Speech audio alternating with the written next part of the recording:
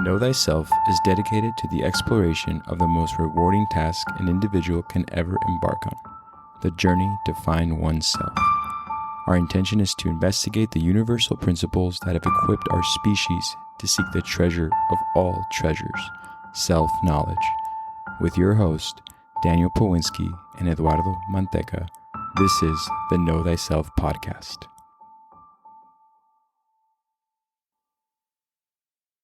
Sounds good. Well, then welcome to the Know Thyself podcast. I'm here with Daniel. Hello. And I'm Eduardo. Getting back right into Genesis 6 through 9. Right. So this has been something I was telling Daniel before we hit record, and maybe I'll even have some of that beforehand on this recording. But I've been going back and forth studying from two different books, but also, on the web, trying to figure out what makes sense, what other interpretations have been made by other individuals, what esoteric information I can find on the next part of this biblical series that we're doing, and that is Noah's Ark. Just so fascinated, man. First of all, I have to say, they just breeze right through it. It's like, this is the flood, this is the situation. Such a concise history. Yeah, exactly. And you're like, wait a minute. So how do I, okay. Right. So you have to kind of go back a little bit more and see what you can find. And I really like that, because it just, broadens your mind. It allows you to sort of kind of piece some things together that you have already spoken about, that we have spoken about, that you have studied, and it kind of all comes up again. So I'm really excited to open up the floor for the discussion of Noah's Ark. And, obviously last week we did the movie 9, but prior to that we were talking about Seth and Cain and the lineage there. So we'll go right back to that with Seth, and moving into Noah. Right. So, I do like that in some of the books that Manly P. Hall talks about Seth being, the number one, right? The best of the human species that was made in the creation of God. I just really like that they bring that up several times, but Noah being the second, and it's just following, being the son of Lamech. And yeah, just like again, having to piece all this together, as you can tell as I'm speaking right now, has been sort of like this journey that I had to go through on my own. But, the fact that, even Manly P. Hall talks about Noah, the one to bring the oblivion, I just really like that. That's where the name Noah comes, right? The name Noah as a definition of rest, in the Kabbalah. I just really like that, that's what's going to set the tone for what we're really doing with Noah's Ark, and how we're sort of, needing the time and space to raise consciousness, and also just, not necessarily be entombed, but be at rest and at peace in order to raise that vibration and raise ourselves to a higher consciousness and get away from what, the Bible describes as the flood, Mm-hmm. And so, I think the idea that Noah will comfort us, and how we'll have how even theologists talk about the enclosure, of consciousness, and how we can find this refuge.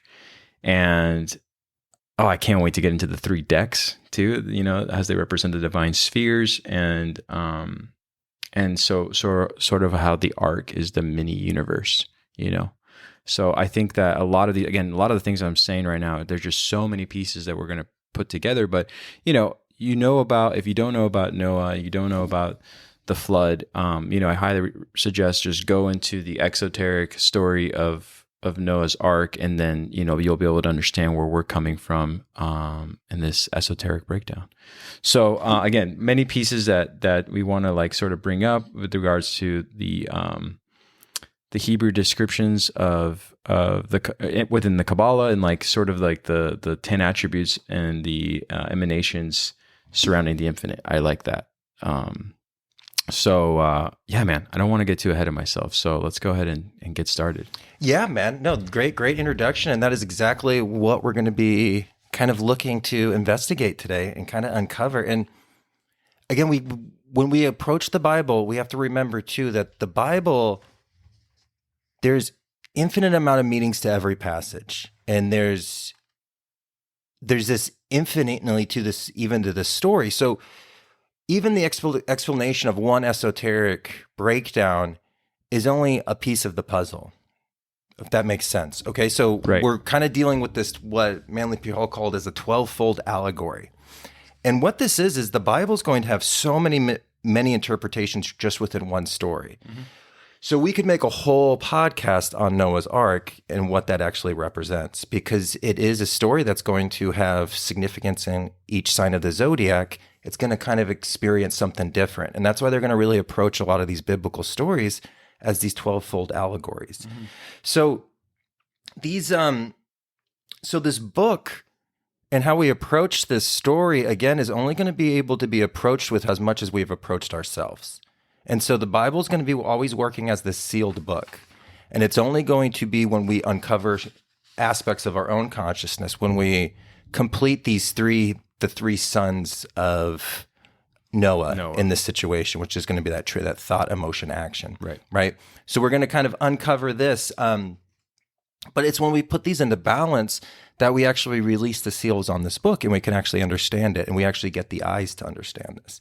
And so this is a story that's going to evolve with you. And the meaning today, we're going to cover some of the significance, but as you progress in your life and as you develop, there's going to be new meaning that arises. So it's just such an interesting thing, because this truly is a living document in the truest sense. And that's what we really kind of have to connect with. It lives within us and it lives through us. And this book, again, evolves as we evolve. And the mysteries of the scriptural text are still unknown. Right. So this, by no end, is this the end of a discussion. This is only the beginning of a discussion. And this book's thousands of years old, and we're only scratching the surface on this discussion. And so as humanity evolves, as consciousness evolves, we're going to open up more seals of this sealed book.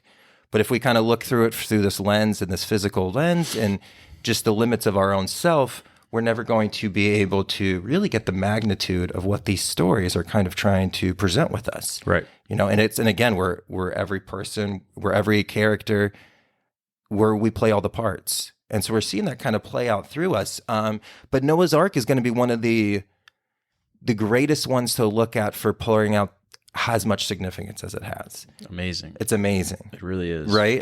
It's just from start to bottom, we can see all these different kind of correlations that are really going to give us an understanding of just what the ancients were trying to get past to us and get through to us. And even just the art of telling a true allegory like this. Like, we can't do this today. We cannot write a 12-fold allegory. Like, if we write an allegory for a movie, it has an outside surface and an inside surface, but none that's, 12, 14 to 16 different huge lessons that can come from it. Because again, these are the stories of all, so they relate to all. And so we don't have this potential to do this, just like we don't have the potential to do the pyramids. Like, we don't have this capacity to write stories like this anymore.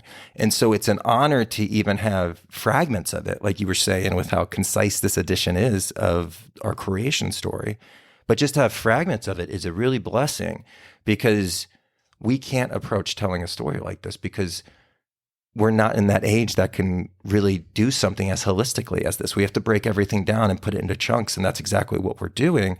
We're responding to our age and the astrological energy, but we didn't live in a time where we could holistically understand this kind of consciousness and what this is trying to tell to us. And that's why we're kind of piece by piece in it right now. You know what I mean? It's, that's what I mean. It's hard to find even words for it. Cause even when they talk about the causal body and you talk about dissolution here, you're already bringing up alchemy. And so it's like, we have to go through the process of what we've discussed already. And it's like, okay, well, hold on. Let's put a pause on this. Let's explain what dissolution is. Let's explain what, and then it's like this and that. And so, I feel like. No, you bring up a good point, man, because you're right. And I love how you brought up Noah as rest, because that's going to come in so big at the end, right? And it totally resonates with what we've talked about with alchemy and that seventh step of alchemy, what that is.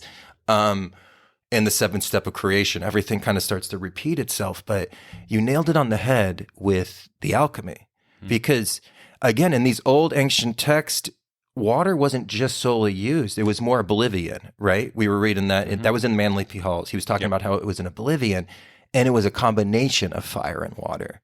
Well, what's the first stage of alchemy? Calcination. Right. It's fire. What's the second stage? Dissolution. It's water. So, you know, the Bible, we didn't learn alchemy from the Bible. Alchemy is the Bible. Right. Do you know what I mean? Like, we didn't pull this through and be like, oh, look at this analogy we could make. Like, no, this is it. And now it's in front of us. And this is exactly what we're going to see Noah doing, is really doing this manifestation and the whole alchemical dance that we ended last season on. And so if you are a new listener, because we're going to probably be dropping a lot of alchemy terms, definitely suggest going back to some of the alchemy episodes, specifically probably calcination and dissolution for the conversation today. But we could do a whole podcast series now on Noah the Alchemist. Yeah. Right? And that would be a great Halloween costume as well. But yeah, so we have this interesting idea of this oblivion, and it's merely more of this breaking down of the self for the rebirth, right? And kind of this whole process and the cleansing of ourselves. But there's just so much stuff that touches here, because we're also talking, again, we know that this is something that's happening internally within us, right? Right. But then we still know these ancient stories about Atlantis and Lemuria, which are these sunken continents, right? And so there's like these physical connection, but there's still this spiritual application. So again, it's happening on all realms at all time, right? And it's happening within us, and it's that whole connection to this deeper aspect of our history. And you know, like Michael Cesarian, who's an occult researcher as well, he talks about the collective. The collective trauma, I'm sorry about that, collective trauma of the flood. Even though we weren't there, it's still in our psyche of the fear of, and again, I don't even think it's a physical thing. I think it's the fear of approaching your spiritual death for the first time. You know, it's that thing of not wanting to grow and be like, no, I'm okay in my cubicle, in my 9 to 5. Like, I don't want to go somewhere else, you know? It's that fear, you know? But it's like still a part of us, and it's part of this journey. And you know, we're going to kind of talk about how this aspect is always happening within us. But even the story so beautifully shows us how to avoid this and how to create rainbows in your life. Yeah. You know, which is like the end game that we're going to be kind of making through. But I just loved how you brought up the alchemy aspect, because that's what was, especially this time going back and reading Genesis, that's what was jumping out, was like calcination, dissolution. Yep. And we talked about this, and we kind of talked about that process, and even the overself that comes in, and like we see that developed in this, and the purification of our thoughts, our emotions, and our actions. So all of it will kind of come up, but you know, it's just such an important story. So, you know, maybe we should just start, because we're both getting so jazzed up about this. Dude, I first of all have to say, like, I love how you're able to take it away for exactly what I was trying to piece together in the intro. Is that, again, you're going to hear about the macrocosm, the microcosm in this. You're going to hear about, again, calcination, dissolution. And I'm really glad that for those who are listeners will know that, you know, where we're coming from and what lenses we have on, or what we're like, the perspective that we're piecing this allegory together in. But it still blows my mind that, as you said, in this allegory, the magic that lies within it that I really appreciate is, as you evolve, just like the 7 steps of alchemy, you just raise yourself to another octave, you'll have an understanding even further of what you didn't see before prior to the 7 steps on the next, you know, octave. And so that's kind of how the same way it works with Noah's Ark. Right. It's just like, wow. You know, so it's like, this is what I meant before we started recording the podcast. I told Daniel, I said, it's been heavy, because it's sort of like, oh, I got to pull my papers out. Oh, I got to pull this book out. Wait, okay, this is what's happening. But then it's like the thought is almost escaping me, and I'm like, oh, I got to bring it back here. How am I going to present this on the podcast? So again, we'll slow down, right, and we'll go back to the start. So yeah. So take it away, man. I know you said that let's just before we get super jazzed. Well, I think it's important that you brought up from the very beginning, and then I was just like, I'm all jazzed up on green tea, and I'm like, and just kind of went crazy. You were talking about how Noah was kind of prophesized, and his name had some significance, right. Which again, names in the Bible have significance. Numbers have significance. They're everywhere. The spaces in between words, a lot of significance. Like, it's a living thing. It's nothing we'll ever approach again. Right. You know, no modern author can approach any of these spiritual texts, the Veda, all of them, right? The Quran, none of this stuff is really going to be, in this age, probably replicated like that. Right. Maybe in the future, in the next golden age, but in this realm, not so much in this material cube kind of space that we're in at this moment. So we know that there's significance to everything, right? We know there's significance to everything. So that name has a lot of merit to it because it's going to be really important for the end and what the end aspect is. And it's so funny because it kind of ties back together with that golden rule and like just letting consciousness work through you. You know what I mean? And becoming like an antenna for consciousness. This is what we're going to get into. And it's really going to be, one of the beautiful things about Noah is we take him through this purification process. But again, it's what he doesn't do at the end is what really helps him pull everything together. Right. And that's something we've been talking about. Not, spirituality is not about just creating new patterns. It's about destroying old patterns that are no longer serving.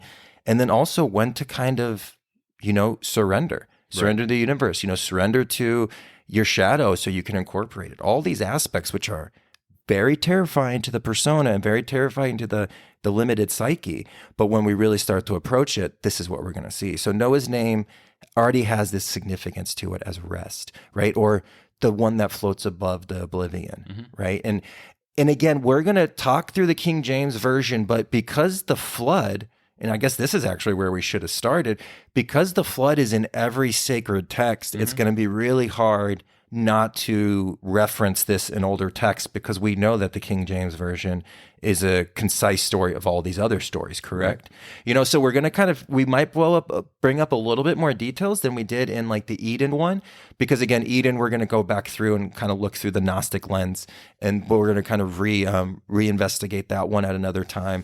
But we're going to kind of bring up some stuff as the aspect of even Noah being born in older books with white hair. Right. That's a signifying of wisdom. It's just it's again, the color of hair, colors, spaces, numbers, names. It's all coming together. Yep. It's all there because again, this is the story of everything. So everything is included. And so even the part of you that you don't recognize, and that's what's the scary stuff in the Bible. And we see it as, these monsters and these floods, but it's not that. It's the self that resides within that we are not aware of. And so we're kind of going through this aspect, and Noah's got this wisdom, this life above the oblivion. But what we have with Noah is a just man living in unjust times. You know what I mean? So this kind of goes in with the sons of Cain, right? That Canaanite energy is kind of overtaking, and Noah is a unique individual in this realm because he is a just man and he's a man that walks with God. And so we also see Noah as not only the continuation of Seth and the second Seth, but we also call him the second Adam. Right. And he's going to kind of get that name because just like Adam populated the world, Noah's going to have the opportunity to repopulate the world, which is, again, this is very interesting because Noah walks with grace, walks with the universal consciousness.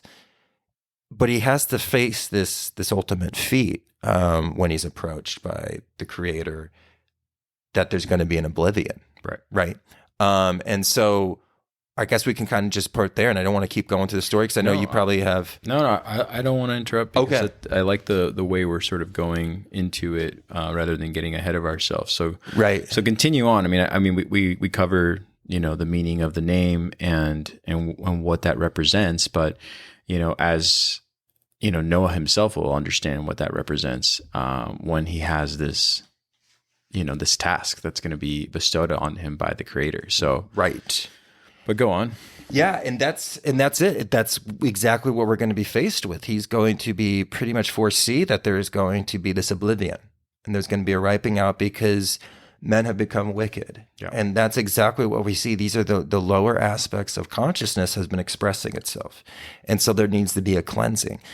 And again, this is about you. This is your spiritual body, but this also talks about how the world cleanses itself. Like the earth will go through this process with the destruction of virtue and moral and all these aspects, which are foundational to a healthy, conscious society. Exactly.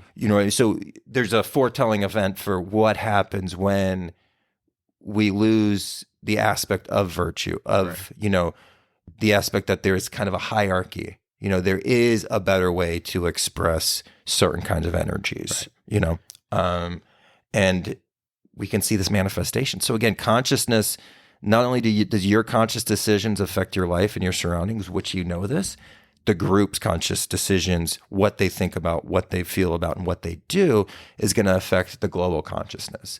And so we're going to see kind of these dramatic events being created that's accordance to the natural law being violated within the human consciousness. Oh, I love what you just said. That's exactly right, man. Being violated. Being violated. Yeah, 100%. And we see this 100, so to cut into what you're saying is one thing that I want to keep reiterating is this feeling that you have internally, right? So as consciousness tries to rise above these lower selves, the lower self, it's felt everywhere, right? And you feel it amongst even your own group right now as we speak. It's like, metaphorically speaking, we're all living in the city of Enoch right now, and we're just witnessing like the sons of Cain's, the worst part of us becoming more and more involved in something that, God himself or consciousness and energy that is above us is waiting for us somewhere else. As we ignore it, the cleanse is coming. And I feel like we're living in those times as we speak right now. And anyone can say that. Obviously, we've talked about this in the podcast, that the time frame that we always refer to is just a blink of an eye.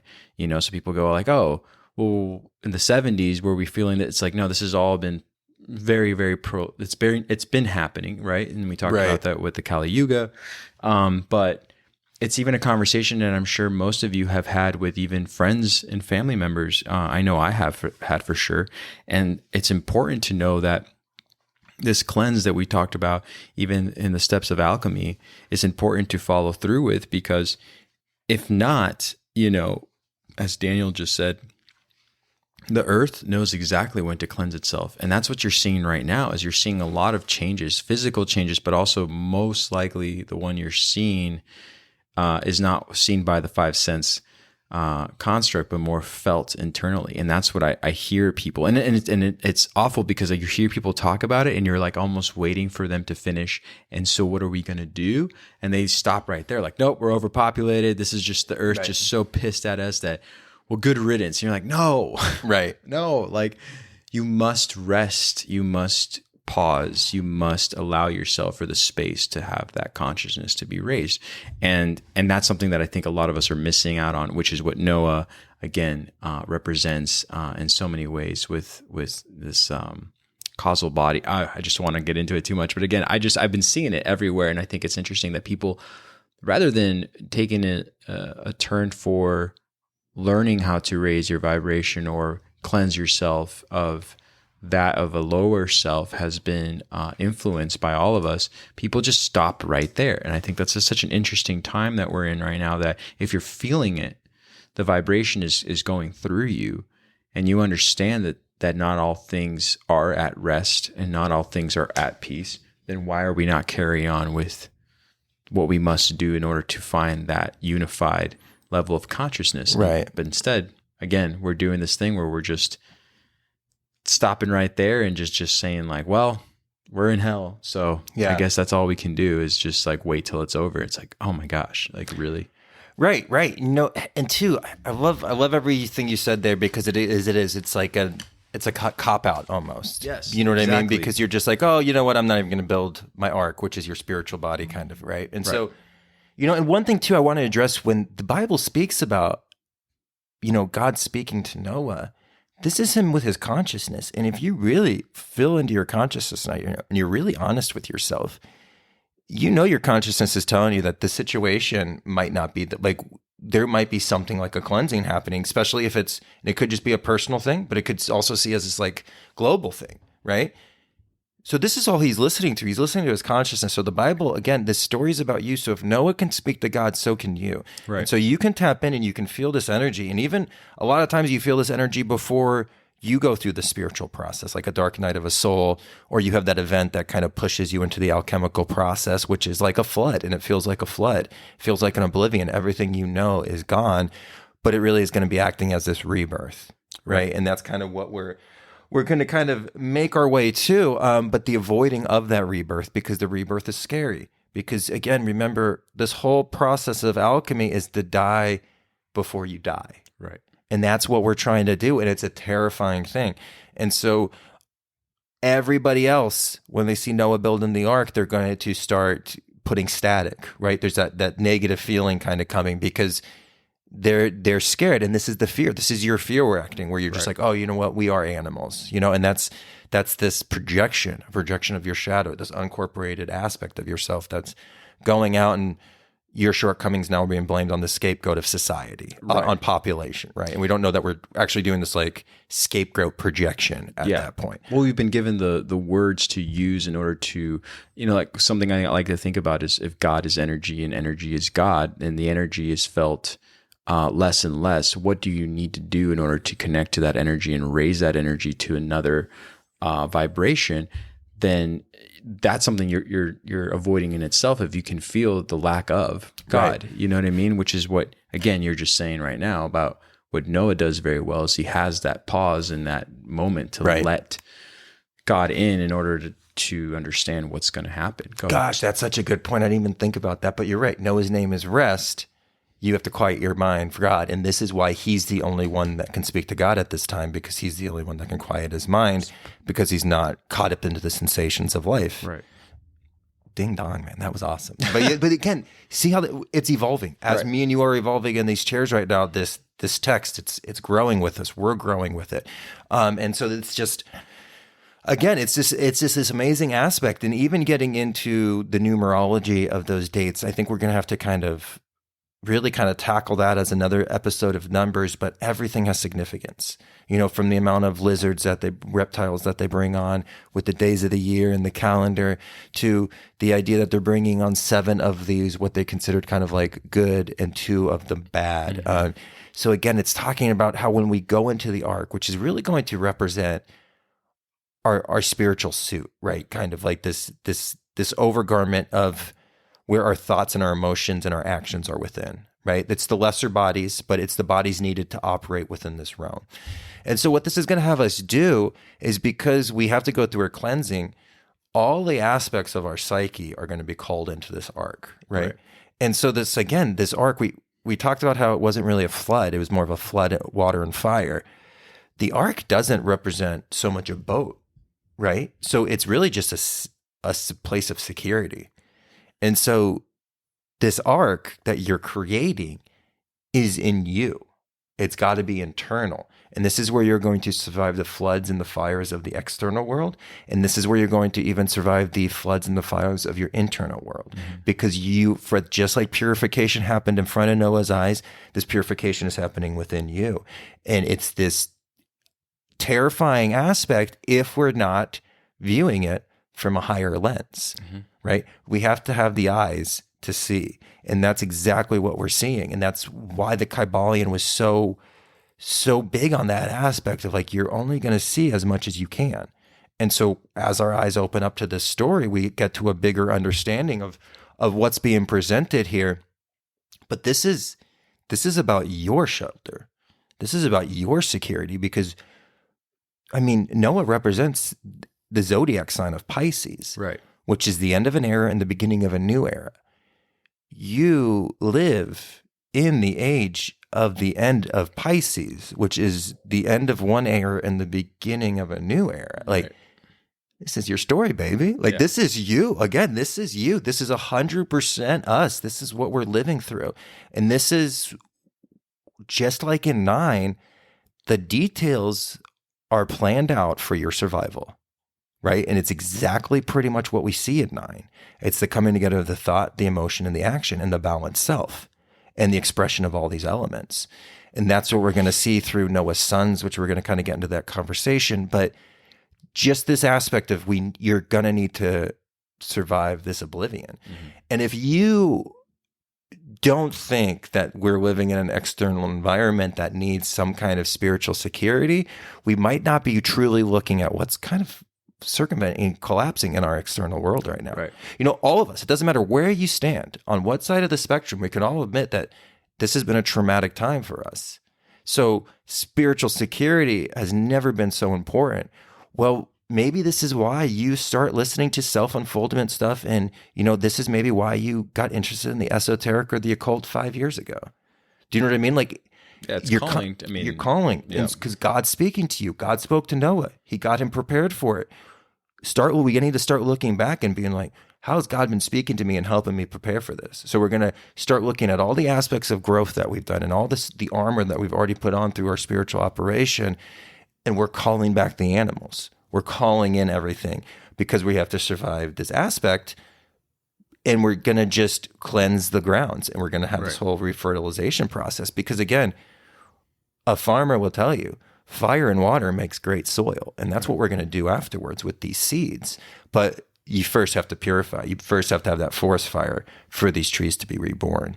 Yeah, and I love that you're saying that because, and as far as an analogy goes with the seeds being replanted and the fire and the water happening, and now there's people out there who will say, well, if I don't live through the oblivion, then what was all this work for? And the work is exactly for the next set of, in this case, the trees to be regrown, to be prepared for the cycle to continue on, evolving with the evolution of consciousness that you've made while you're here. Mm-hmm. So sometimes people, I think they decide to go, well, look, nothing happened while I was here on this, on this realm at least. What was all this work for? And it's like, no, it's to prepare the next souls that come through that are needed to also already know what to do and not to do. Right. You know what I mean? So if you don't take that first step, you're also not allowing for those seeds to grow in the next cycle that's coming. You know what I'm saying? Right, because you are part of that cycle. But again, too, it's all work. You do work on this realm for your spiritual development. So it's all about your soul, and your soul's eternal. So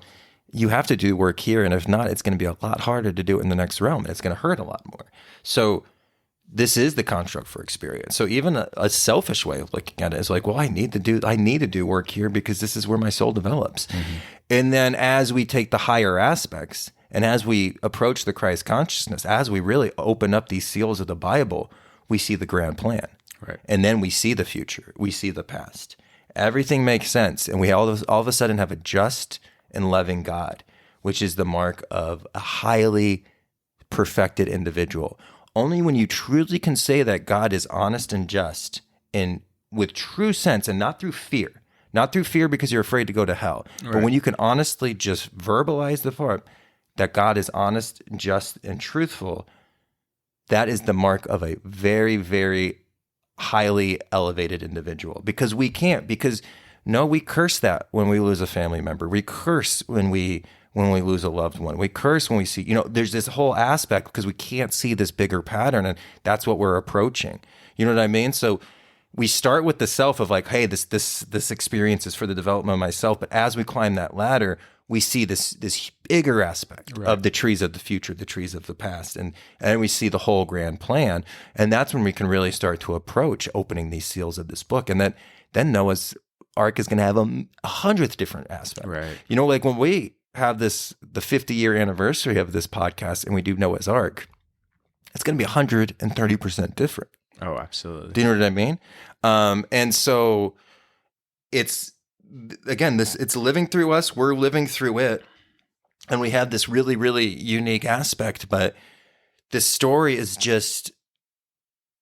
it's just everything. And it's got everything to do with us and surviving the times that we find ourselves in. This is a zeitgeist situation for this 2020, 2021 kind of renaissance that we've spoken in the past. Right. And this is exactly what we're kind of going through at this moment. And so, I know we want to talk about the decks because the decks are awesome. So let's talk about the decks and then we'll talk about the window, maybe? Sure. Is that what you want to think? Yep. Yeah, oh man. So the structure of the ark, right? So we'll go there first.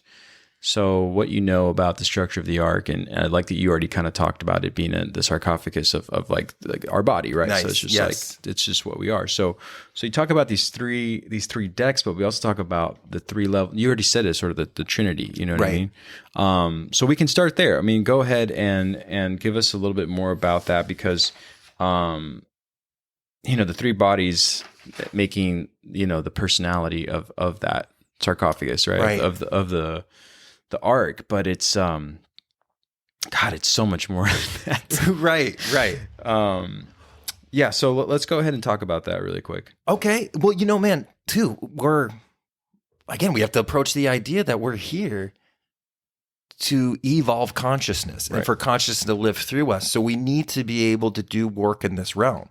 And so the only way that we're going to approach divinity is a three-way path that's actually one way, and that's going to be thought, emotion, and action. Right. And this is going to be really important. And we've spoke about this with the Wizard of Oz. Yeah. Thought, emotion, action. And this is the journey back home. Yeah. And it's exactly what we're doing. And that's exactly what we're going to see, because the seeds of this new earth that we're going to purify through this alchemical process of fire and water, the seeds we're going to plant is this higher aspect of these thoughts, these emotions, and these actions. The divine spheres. The divine spheres. And so what this does is this really activates access to the divine spheres, because we have to work the ground and then we make our way up, right? And so thought, emotion, action gets us to an alignment to where we can actually open up our kundalini to become an antenna. Right. This is the unlocking of those 7 chakras, because your 6 chakras that are really within your physical body are activated by a balanced thought, balanced emotion, and balanced action, right? And now they kind of break it down a little bit more because there's 6 of them, so it goes 2, 2, 2.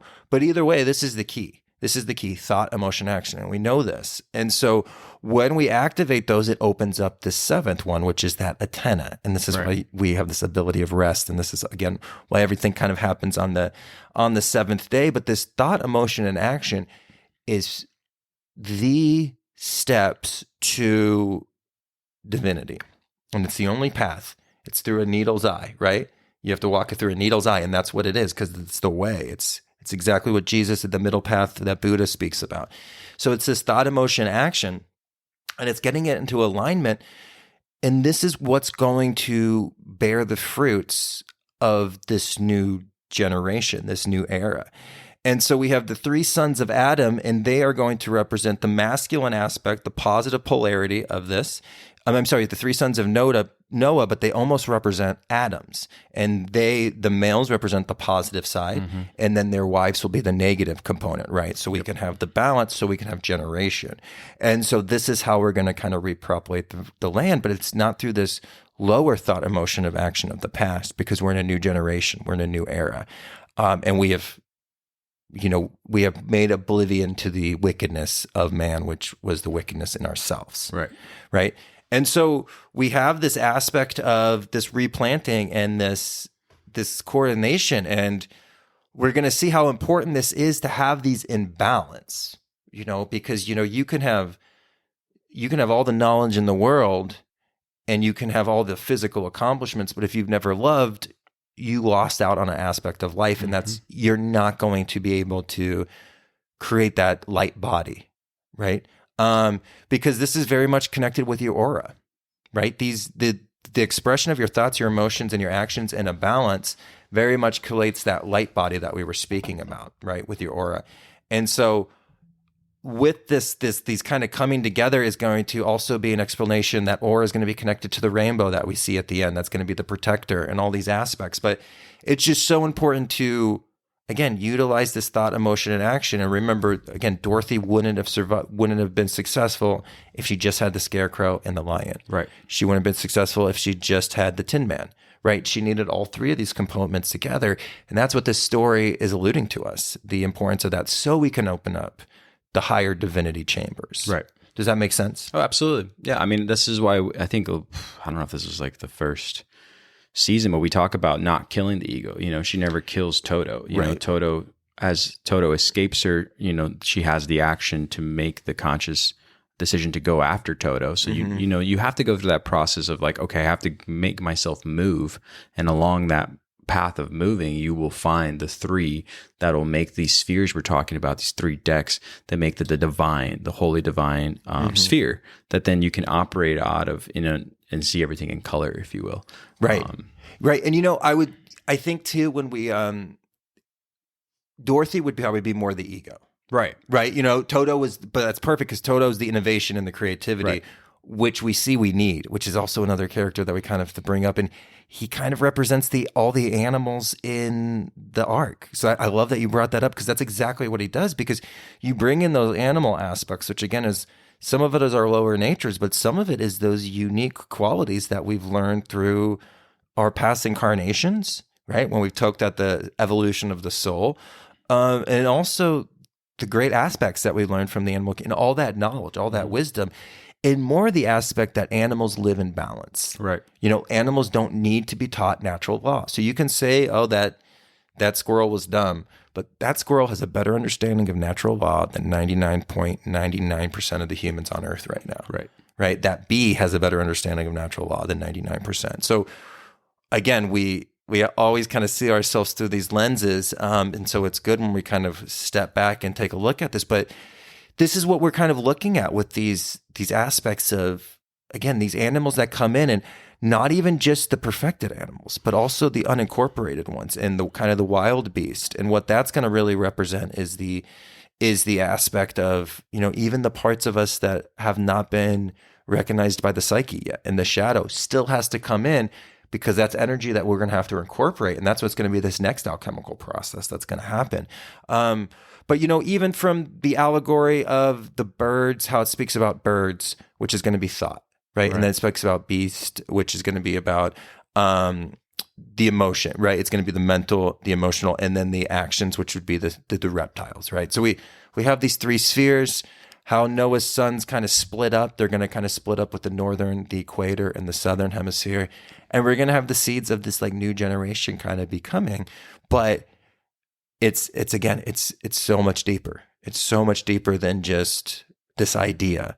And, and we have a sacrifice at the end. But I kind of went a little fast. So I want to swing back around to make sure you got your points covered on that as well. No, that's exactly what I mean. We talk about the spheres regarding the tree of life, right? And we talk about that, and so you kind of already addressed that. You know what I mean? And I do like that you're bringing up, how we have to incorporate all three in order to have this sort of process that I think we're all going to have to go through. Again, just like the stages of alchemy, and I like that you sort of blend it all together, because the zodiacs and the grand body containing the animals, like within the idea that you've been talking about, it's just like, that's what I really like started to sort of, okay, I have to take a step back really quick. I said, okay, so the celestial body carries through these 12 different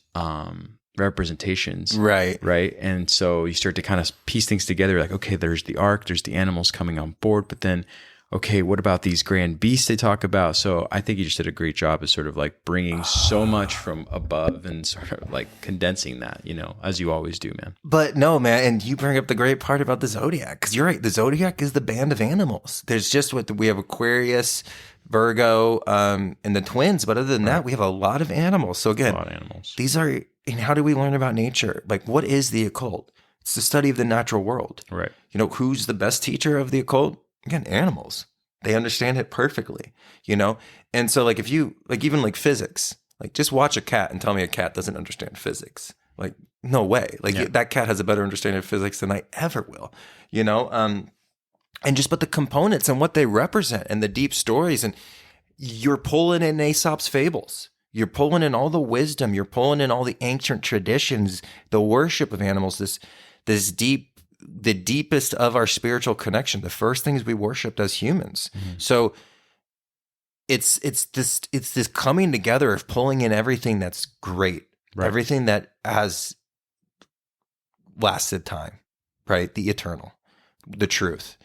And you're pulling this in to save it. So we're saving stuff for the next generation as well. It's not just planting the trees and making sure that the trees are still here.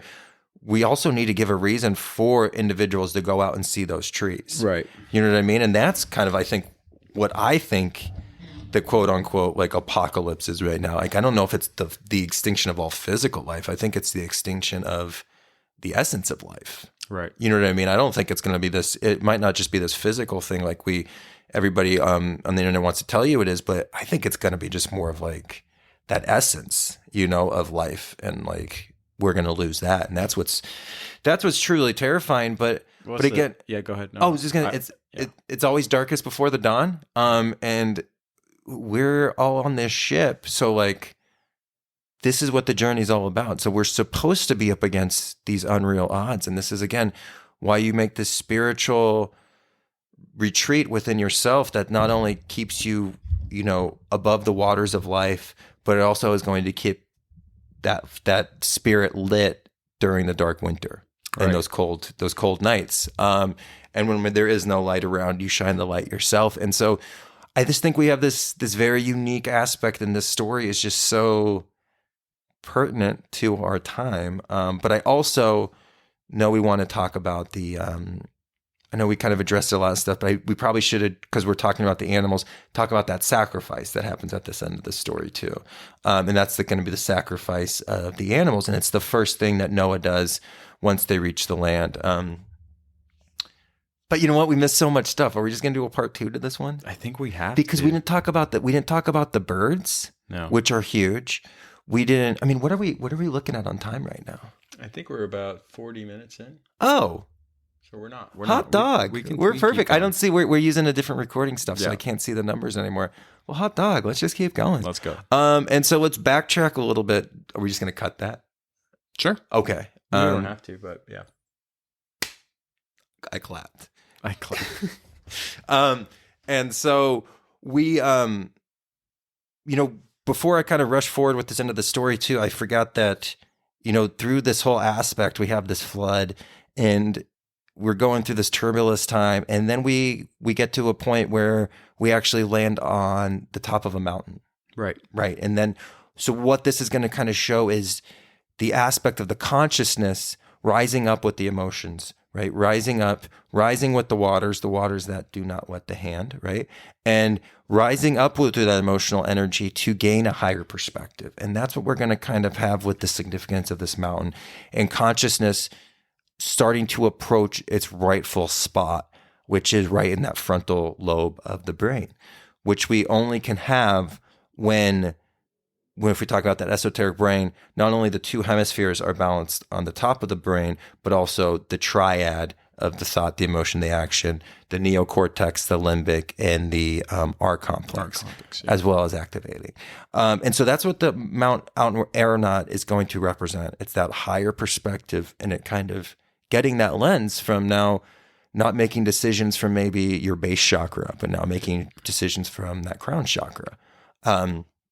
And so we have this higher aspect of what we've kind of reached at this point. And we've kind of gone through, we've kind of survived this deluge, we've survived these fires, and we're sitting at this point. And what I love about this is, again, we have rest and patience, because Noah sends out the first bird, right, which is a crow, which very much, again, comes back to alchemy with the stage of nigredo, which is that first stage of the alchemical process. And this shows that the work is not complete, right? Because it's just beginning. And this is, when we talk about nigredo, it's when we break the alchemical process up into its trinity and its 3 parts. And so nigredo is going to represent that crow, that blackbird. Black, yeah. Right? And so we know that the work's not done. Stuff needs to get settled. The higher land has not prevailed. It's still submerged within the waters of the emotions. And so we have this aspect of, again, this cleansing, and we're not submerging ourselves in the emotions. We're rising with them. We're watching them rise, and we're watching them fall, just like we have to do with our internal emotions, right? Because this is that focused thought of calcination, and this is the water that does not wet the hands of the cleansing aspect of that moon within. Right. And so this is what we're perceiving. So the waters rise and the waters go down. And so then we have the releasing of a dove 7 days later. Yep. And again, 7 signifying the day of rest. And the dove goes out and it comes back with an olive branch in the King James Version. I know it's different kind of branches in the past one, but what this shows is the ground soil. There's fertile land now that we can start planting these new seeds. And the beauty thing is he doesn't move. He waits 7 more days until he sends out another dove. And this really shows the patience of the spiritual process, and not rushing to the end of it, and not thinking there's a finish line, and being intuitively knowing that you'll get the right sign rather than just looking for a sign and rushing at the aspect. So again, when we get to this point of lighting up the 6 chakras so that 7th one turns on, we are able to let the universe work through us. And that's what we see Noah doing in this aspect. He's opening himself up as almost the conductor of this universal current, so it goes through him. And what we're going to see with Noah and what we're going to see in our lives is this opens up the aspect of these higher conscious things of living a life of service, love, and truth, right? Which is this the ultimate calling that we can approach. And it's really the ultimate calling that kind of opens up these aspects of the purification of the thought, the emotion, and the action, all in their proper proportion, all in their proper ratio. Just like all in alchemy, there's measurements to everything, right? Because nothing can be more, right? We can't just love. We have to be able to think and act, right? So we have this aspect of Noah being able to rest, to be above the oblivion, and to kind of watch the situation. And then on that third one, he sends out a dove, and the dove never comes back. And because the dove has better things to do, there's a whole world out there, right? And that shows that freedom. It shows the aspect of, the mind is no longer bound by restrictions. Right. It's free. Air, birds are always going to represent the mind. The mind is free.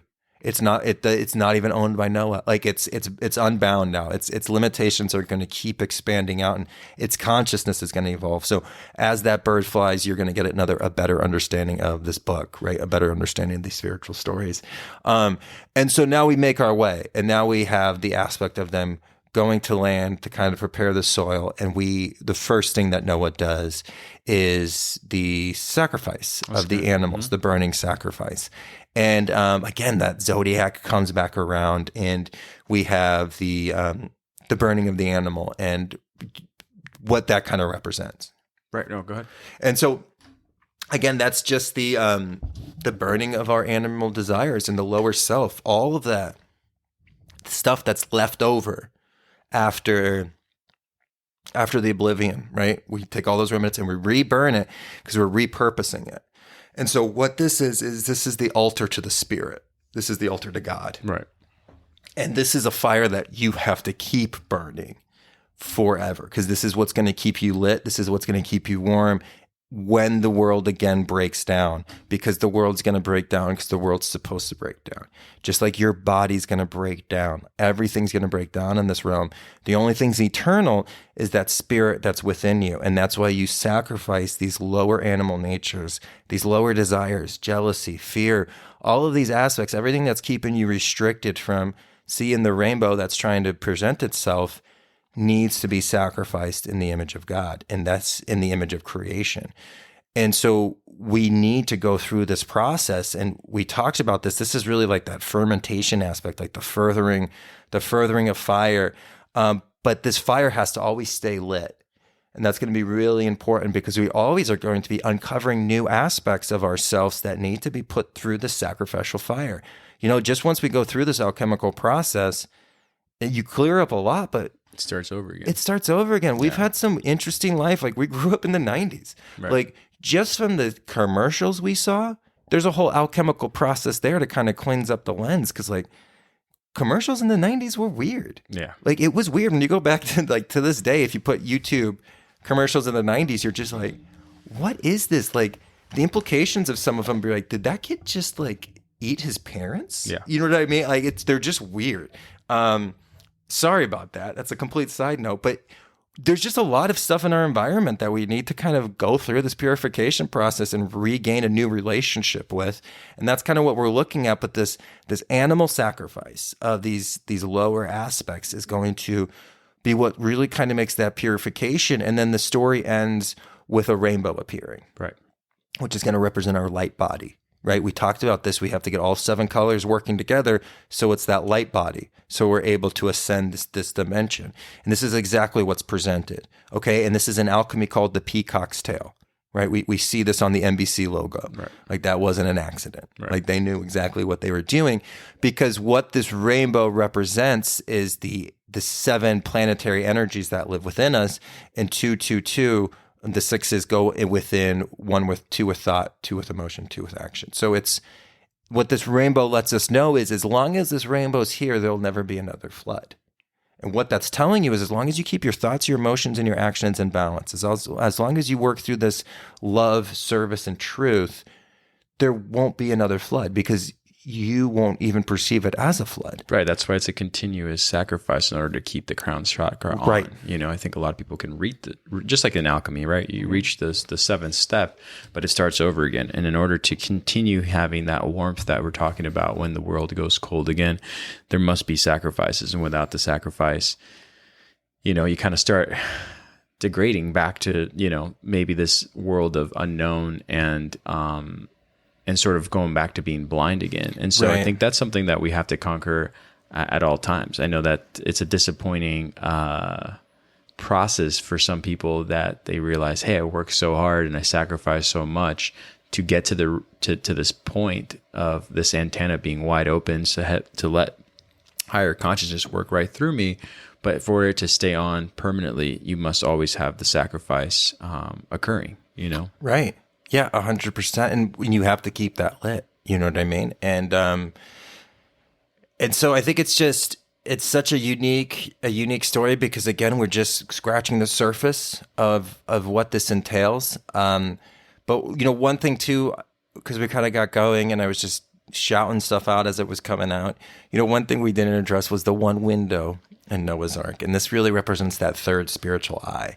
Yep. And seeing that through that looking lens, above. Watching the external world, watching the flood of the external world, and knowing that you are within this world, but you're not of this world, right? Like you have a spirit that's disconnected from this, and you have that shield, and you have this home, which is the ark. So you can kind of watch that external aspect and see God in the working, even if it's oblivion, but see God in the working.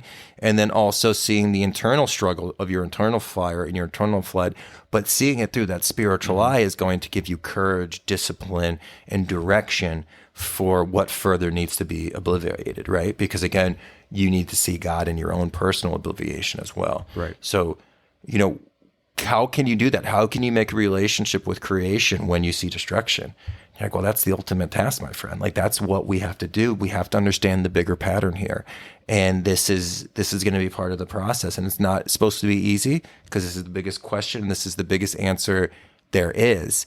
And you're never going to get a complete, definite answer, but your relationship and your understanding of it will grow as you grow and as we grow.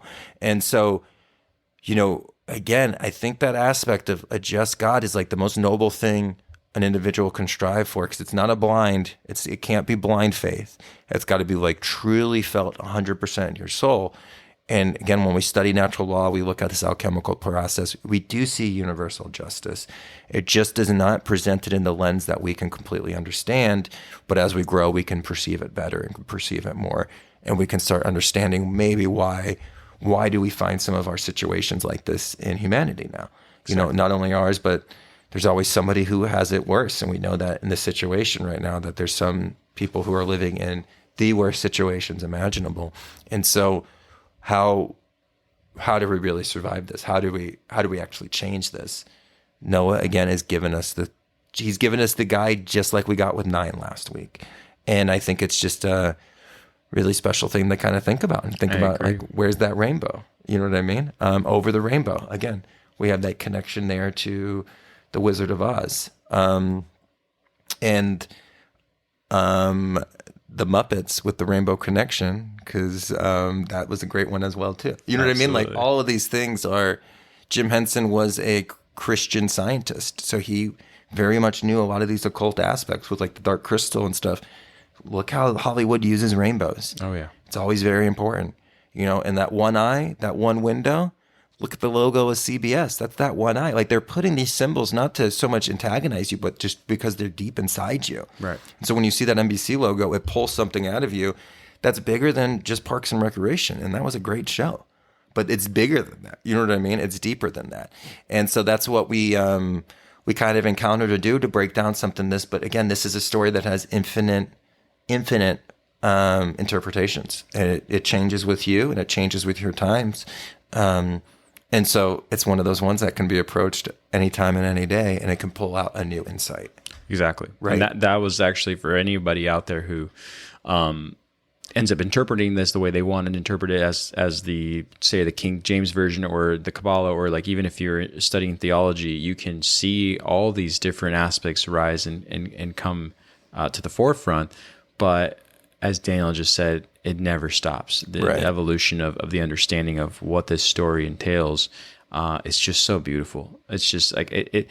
Again, my words, even in this episode, they just don't even.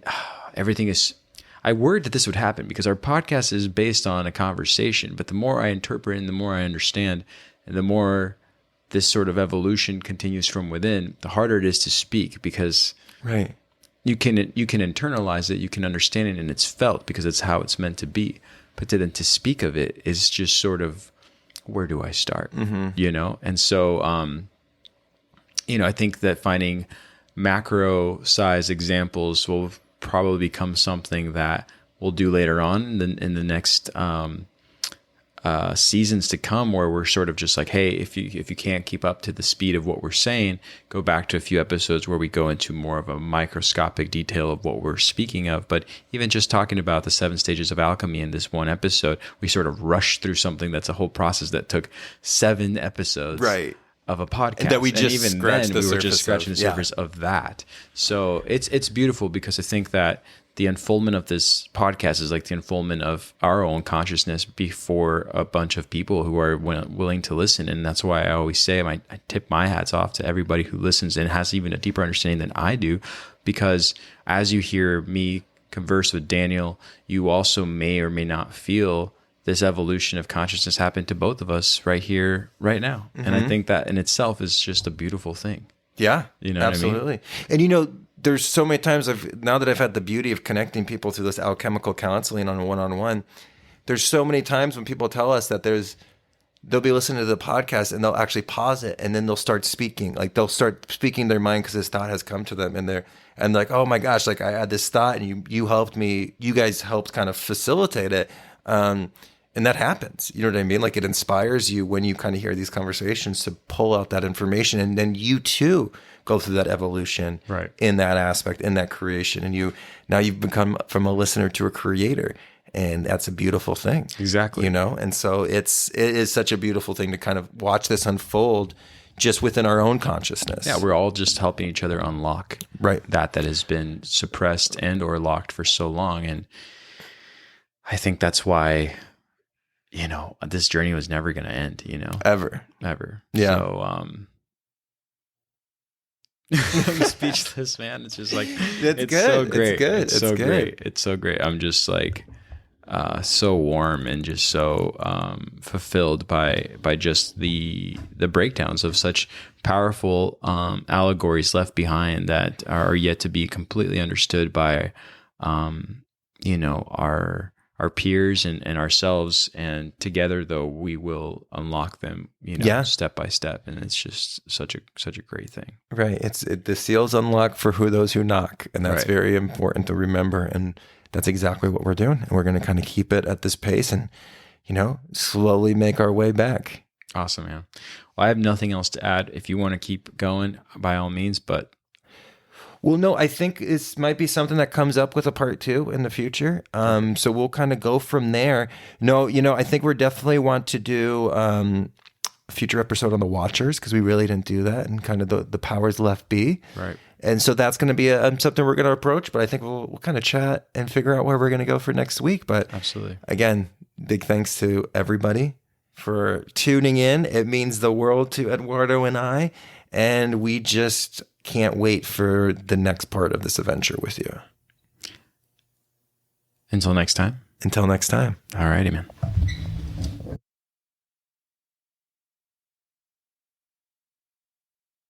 Cool, man. This has been a lot. This is the most I felt like I've had to go back and reread again, and have to sort of like really separate the idea from, you know, what we think we know of the exoteric version of the story. And I already knew that there would be these implications of the esoteric in there right away from even before reading this book. But I was like, I was just so like, okay, I gotta slow down and go back. There's just so much I need to like cover. It was a lot. It was just so much. So that's probably what we'll talk about on a personal level, is like the interpretation. But I mean, it's pretty straightforward as far as like what we know already through the podcast. And so anyways, man, I'll save the rest for the episode. Cool. And then I will be asking you about the angelic world, since they bring that up, and if you want to talk about that. Yeah, we'll kind of address, because we just said we were going to do Noah's Ark, but let's address like the angels and like almost like the fallen like the powers to be is what we'll call them. But we'll address that all in an episode. So the watchers and stuff like that. Let's kind of address that. And we'll have to kind of circumvent and kind of go back in time biblical. But Alpha Omega, baby. The beginning is the end. Yeah. That's what, if we ever get a question about our timeline, just be like Alpha Omega. Yeah.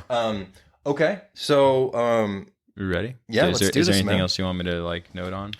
No, man. I think when I first start talking, I'm gonna talk a little bit again about like the lens to take into these Bible studies. There you go. Yeah. Just to reiterate that. But then you start with however you're gonna do. I'll add that little tiptoe position in. Then we'll just go right into it. Yeah. So you just do what you want to do, and that's just what I'll probably start off with. Okay.